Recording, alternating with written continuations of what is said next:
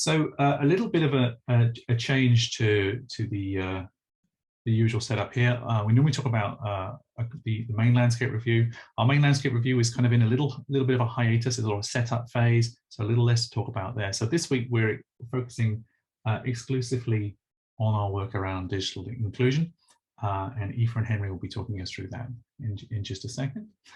You can see a little kind of layout we've got there. Doing a couple of intros. We'll be talking about a general update on digital inclusion work, and then space for questions at the end. But we expect this session to be a little bit shorter because we're not covering the whole landscape review in this session. Shall we move on to the next slide, Henry? So here's a quick reminder of who we are and I guess why we're here. So we are a team from CDPS, the Centre for Digital Public Services. That is why we're here. We're here to support Wales deliver better digital public services sustainably. So that is our overall mission. Definitely the digital landscape review we're doing, there's a big part in that, helping ensure that CDPS understands the wider public services landscape across Wales to make sure that we can focus things, particularly to deliver mission 1 of the digital strategy for Wales. Move on to the next slide, Henry. Here's who is in the team. You'll be hearing from Henry and Aoife on the left-hand side there this morning. The rest of the people there are working on the wider landscape review, and we'll probably have another update on that in a couple of weeks' time. And of course, we shouldn't omit Neris there, who again is on the Welsh to English channel today. So with that, I'll hand over to Henry and Aoife. Off we go. Great, thank you, Rick. So I just wanted to start with a recap of our project goal. I'm sure most people here know what we're doing, but we want to create a single directory which covers recent, current and planned digital inclusion activities in Wales. So anything that is being done across Wales to support people to get online.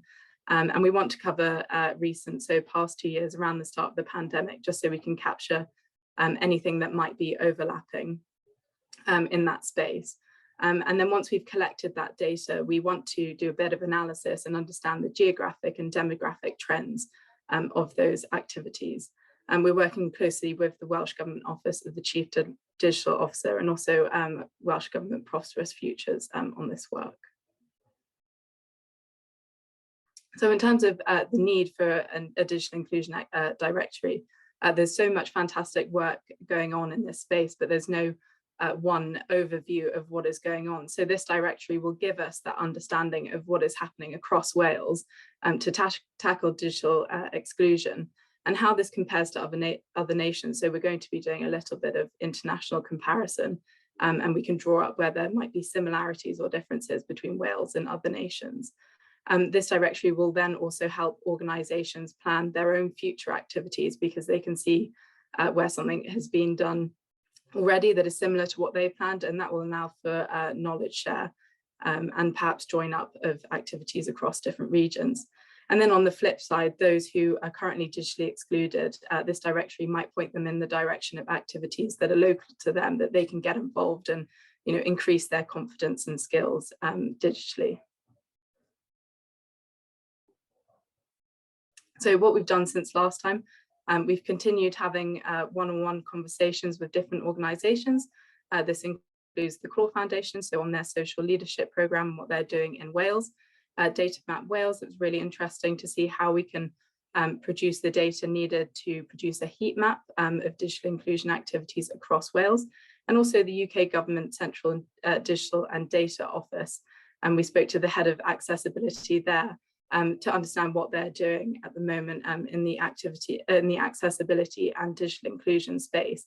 That will inform our international comparison for our report.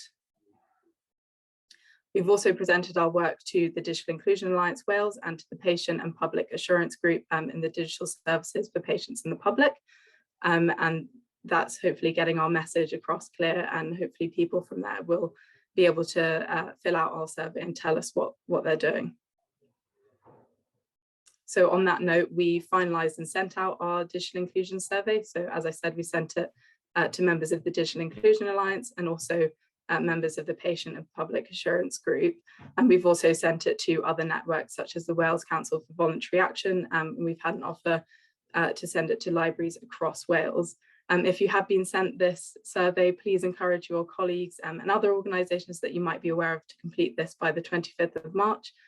We'd like to collect that before the end of March so we can start doing a bit of analysis on it. And if you haven't been sent it, but you are running digital inclusion activities, please get in touch, and we would love to hear about what you're doing. And I'll now pass back over to Henry to talk about what we're going to do next and what activities we've heard. Thank you, Aoife. So we thought we'd just share back some of the information that we've already gathered. So we have started to populate our directory from a couple of different sources. In particular, we've had some data shared by Digital Communities Wales, and I can see Caddy is on the call today, where they've been able to tell us about the really broad range of activities that they have been running across Wales.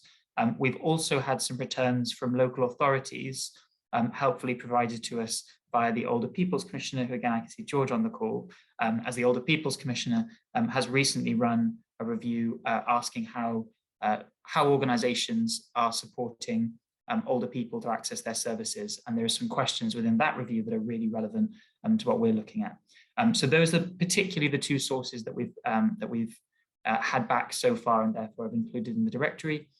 We've not yet started to collate in those survey responses, but of course that's the big thing to add to this. Across those two inputs, we've already heard about more than 1,350 digital inclusion activities, so a massive number of organisations and people involved in digital inclusion, and collectively those have been estimated to impact more than 100,000 people across Wales. I've then just got two charts just to start to give a sense for kind of what's included in our directory. First of all, we've just looked at across Digital Communities Wales and those local authorities, what kind of activities have we seen so far? We can see that the most common type of support that we've seen so far has been gifting, loaning, or heavily discounting devices. So making sure that people have access to either a laptop or a smartphone, or maybe a tablet to allow them to get onto the internet. And I think that reflects how that's a really big part of Digital Communities Wales activities. We have got this category over on the right, which is general support, is something that we're keen to understand a bit more and understand of those types of activities that we're looking into. How do those break down there? If I then go on, we've then also just looked at of those two different sources, how do they break down by area of Wales, which just gives a sense for one of the views that we're keen to have at the end of this project. This is very much a starting point for our data, and as we said, we've not yet had all of that survey input back yet. So we're not at all saying that this is the true breakdown across Wales, but it is great to see that we've already heard about many activities across every single local authority in Wales, so all 22, and we're keen to keep growing on to keep growing this and to keep hearing more about what is happening across every region. I'll then just talk a little bit about what we're going to do next. So continuing on our general engagement and letting people know about our survey, we're also presenting to the Digital Inclusion and Skills Programme Board tomorrow. And again, that's just another route that we can get our survey out and hopefully hear back more about what's going on. We're then speaking with business in the community to find out more about digital inclusion work in the private sector. And that's probably of the different areas that we're expecting to hear about, that's probably where we've got the biggest gap. So it will be fantastic to hear from them what businesses and other private organisations are doing in digital inclusion.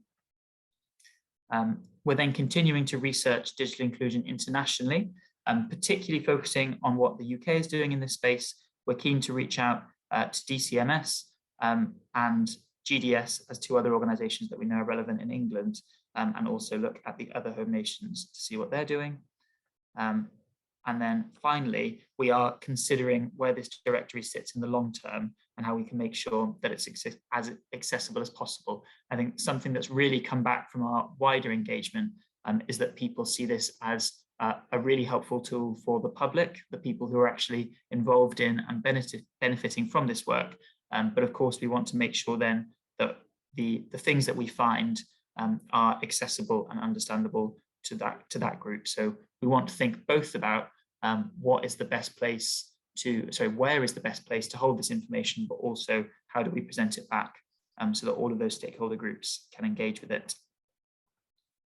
That, I think, concludes, and we'd be keen to take any questions. I might just flick on to just this slide before we go to questions, and just to say that anyone watching this either today or online, if you haven't yet been in touch with our team and you think and you'd be keen to speak to us or let us know about what you're doing, please do reach out by this email. We'd love to hear from you.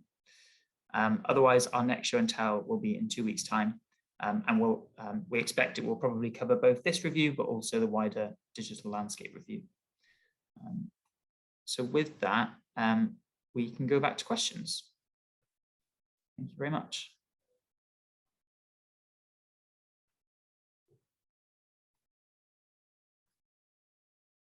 So I think, as we said, a much shorter update this time, but I think what we'd like to do is make sure that we keep doing this on a regular basis so that we can really share the kind of detail of what we're doing. If any feedback from anything that we've highlighted here, we'd love to hear, as Henry was saying. If we haven't got any questions now, that's absolutely fine. And if anyone wants to get in contact after the session, if something suddenly appears, then we very, very much do reach out after this session. Okay, so I think we're not seeing any questions there. No hands up.